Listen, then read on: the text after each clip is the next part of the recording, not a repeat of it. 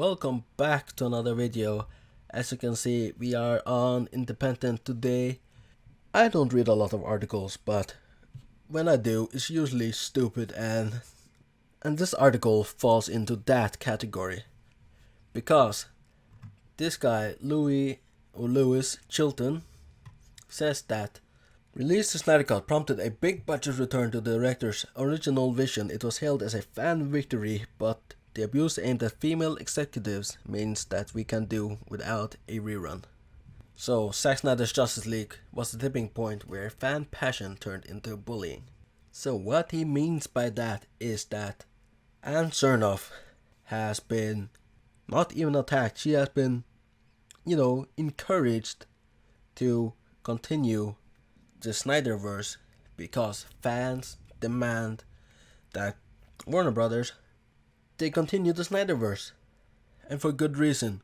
If you have seen the success of Zack Snyder's Justice League, there's no reason not to continue the Snyderverse. And she has talked about, future DC projects with the multiverse. But how can Zack Snyder's Justice League not be included in the multiverse if you're talking about the multiverse so much? And they're not even attacking Ann Sarnoff. It's more criticism because let's have a metaphor for a second. If you are a store CEO and you have 50,000 people or customers asking for a product that you don't have, you are of course going to want that product and sell it to your customers so you can make a lot of money, right? I mean, that's business 101. If your customers demands it, you get it. And apparently Ann Sarnoff and Warner Media and Warner Bros, they don't know how to business 101 because the fan demand for Zack Snyder's universe is so big, but for some reason they do not want to continue the Snyderverse. For some odd reason, the most popular universe right now, they don't want to continue. They would rather make some other shitty movies than to release probably $1 billion projects like $1 billion projects like Justice League 2 and Justice League 3. And the abuse aimed at female executives is not true. It's not, she's not being targeted because she is a woman. She's being targeted for those reasons that I just said, that she doesn't want to continue the Snyderverse. She says that Snyder has, he has completed his trilogy of movies, which is Man of Steel, BVS, and Zack Snyder's Justice League. She just completely, ignores Justice League 2 and Justice League 3. I mean, he has done entire storyboards of Justice League 2 and 3. You could easily make it. And, fans have been vocal about Walter Hamada as well, and Toby Emmerich, but you won't put that in there because it doesn't fit your agenda. She is the one who has come out and said all those things. That's why the criticism is being aimed at her, but it's nothing to do with her being a woman. If Walter Hamada said those things, fans will come for him as well. If Toby Emmerich said those things, they will come for him as well. Let's talk about suffering from success a little bit, because apparently, let's just read this. But Warner Bros. Is also discovering the downsides of appeasement, that it doesn't work.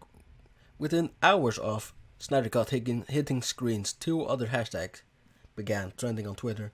Restore the Snyderverse and release the Air Cut. The first refers to Snyder Cut, on our Snyder's cancelled Justice League sequels, which Snyder had bewilderingly teased in his new re-edit, making subtle references to Lois' pregnancy and setting up the Thanos-like sequels. Okay, we will get get to that in a little bit. The aircast referred to a director's cut of 2016's reviled supervillain flick, Suicide Squad. David Ayer, the filmmaker known for okay, blah blah blah.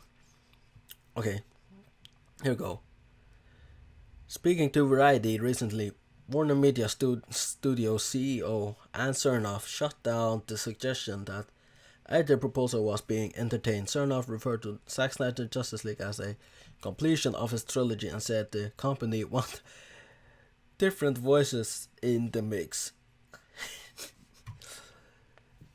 If you have a universe that can bring in $1 billion, a year, and you release 2 or 3 of them a year, that's $3 billion that you could potentially have.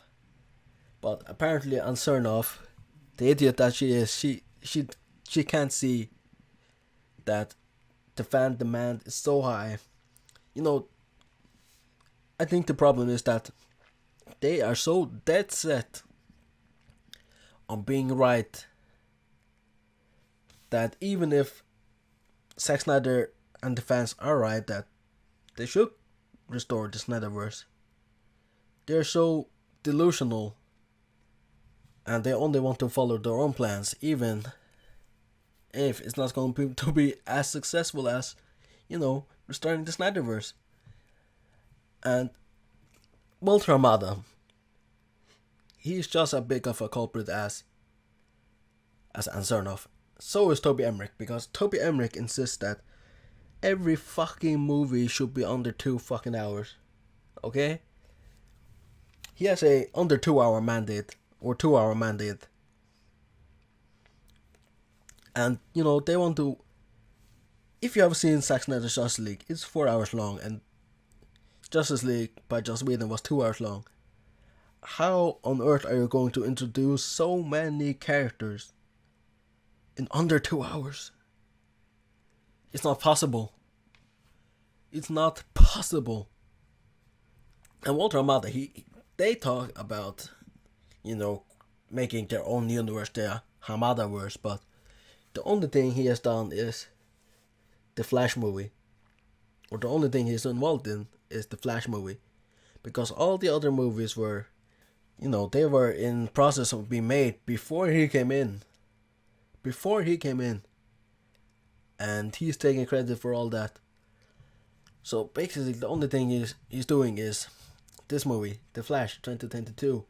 And that's basically rebooting the Snyderverse so they can make their own shit. I don't really know how it's gonna work, because apparently now Matt Reeves' The Batman is set on Earth 2.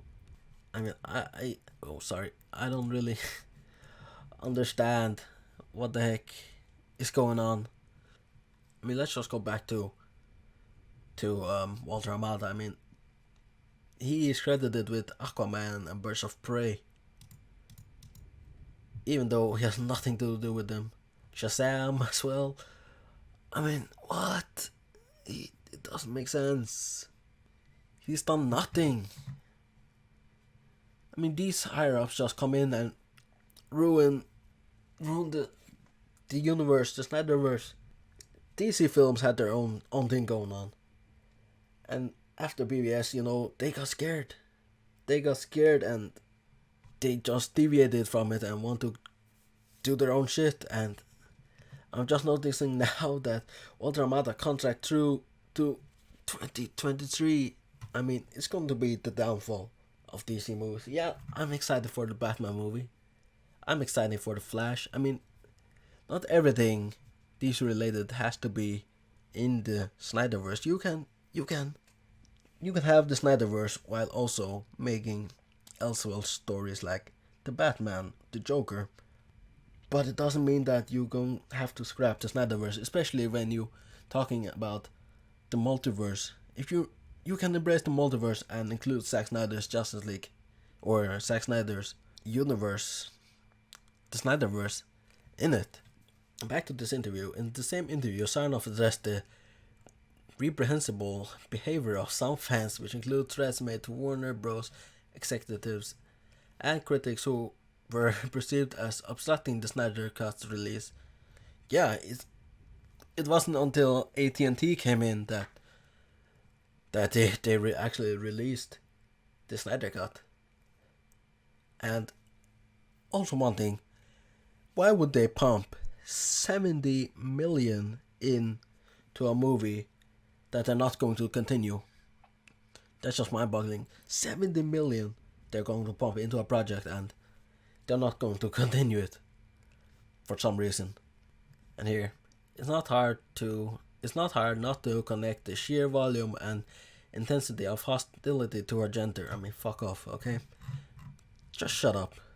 And then he compares, the situation, the fans versus Warner Brothers to David and Goliath. And he said that, yeah, it's a win for the little guy, but then he turns around and says, this is true. I suppose, though, David's already back for round 2, and if he doesn't clean up his act, everyone will end up rooting for Goliath. No one's gonna root for Warner Brothers, okay? They don't listen to their fans. And they don't let their directors have creative freedom. For some reason, they always have to interfere. I mean, apparently with the Justice League, the Snyder Cut, they have the Heirs, the Suicide Squad cut, and now apparently the director of Godzilla vs. Kong has, he would like to do maybe a director's cut of the movie in a few years. So, and it's under 2 hours as well. So apparently people can't sit through more than 2 hours of a movie, according to Warner Brothers. But I think that Marvel fans would gladly sit through 4 hours of an Avengers movie.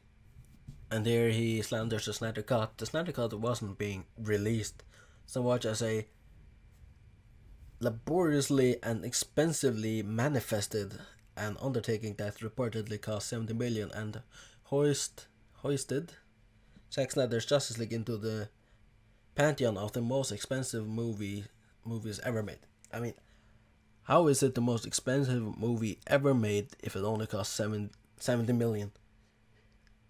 I mean, John Carter from Disney cost about 200 million, maybe 300 million.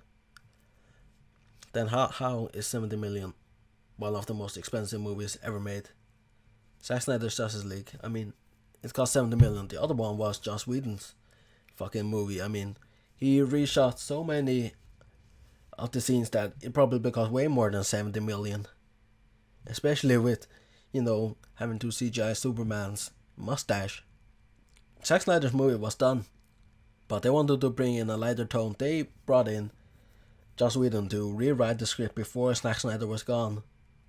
He took Snyder scenes and then he reshot some, or 90% of scenes, and he mixed it together to create an abomination. And then I'm going to end on Godzilla vs. Kong makes nearly 50 million in the US. And I don't know, for some reason, Continued the Monsterverse is trending with 25.5k tweets. I mean, are they not going to continue the Snyderverse, even if the Monsterverse either? I mean, is Warner Brothers just fucking up everything they touch? You know what? If I got, found Genie's lamp, and I could make 3 wishes, I would wish that Warner Brothers was separated from DC, because they are not allowing, their full potential into the movies. They are not realizing their full potential. They have a gold mine in their grasp, but they don't want to take it. No, it's just slipping through their fingers. And I hope at&t comes in, puts their foot down and say, Sarnoff, shut the fuck up, bitch. The Snyder Cut made us, made HBO Max wildly successful and made us a lot of money. We want to continue that universe, because if it can bring us millions of dollars, we're gonna take that opportunity, because we need at&t to be greedy fucks right now. Because if they care about money, they will inadvertently care about their fans. And the fans want to continue the Snyderverse, which is a good thing, because if they care about money, we get what we want, which is Justice League 2, Justice League 3, and future movies. But that's basically it from me. A little rant, but not really. I mean, I speak facts basically. It's fun to see continue the Snyderverse and the Monsterverse trending. It's never been easier to know what kind of content audiences want, but the most in-demand content has to be campaigned for. Yeah, exactly. It's so fucking stupid. Oh my god. Yeah, Twitter doesn't represent everyone. I mean, the Snyder Cut was fucking trending with 1.5 million tweets. How can you say that doesn't represent everyone? I mean, 1.5 million people wanted it. The Snyder Cut to, or release the Snyderverse. Oh, what the fuck am I talking about? They wanted to continue the Snyderverse. 1.5 million people want to continue to see the Snyderverse. Then you gave it to the people. But that's it for me. I don't really have any much more to say other than, fuck and Sarnoff, and fuck Walter Hamada, and fuck Toby Emmerich, and fuck, what the fuck is he called? Joss Whedon. And I stand with Ray Fisher. Possibly. Possibly. If I had $1 for every possibly.